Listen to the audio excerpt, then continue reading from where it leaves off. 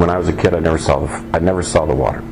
Once or twice a summer, my parents would take us to a beach out here, and we'd go swimming. But no, I was not raised on the water. But I'll tell you something. I know that sometime if I had a previous life, I was around water. I know that, and around ships. Because right from the get-go, when I was a kid, I would draw pictures in intricate detail of these ships.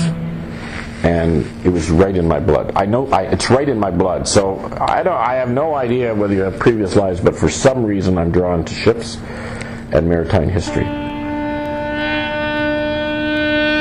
I ended up going to Mauritius from 2002 to 2008. And while I was in Mauritius, I stumbled across sort of a guild of people that were building model ships. And I had a fairly large office with very little furniture in it, and I thought, to fill it up, I'll commission a couple of model ships to be built. So I chose a couple of Canadian ships and sort of oversaw the construction of these models. And I found that, there was a constant stream of traders and drug smugglers and money launderers through my office, being brought up in the carpet.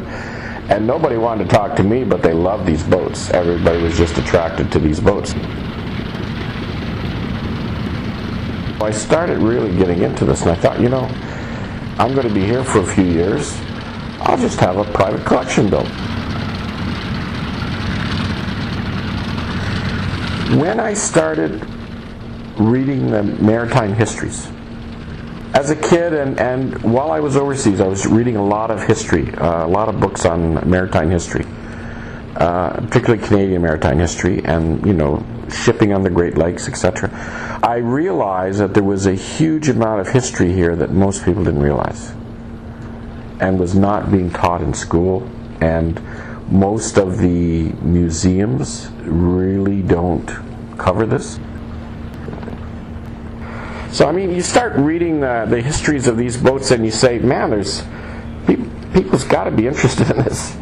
And eventually we would like to see school groups come and get the kids interested in maritime history. I think it's really important.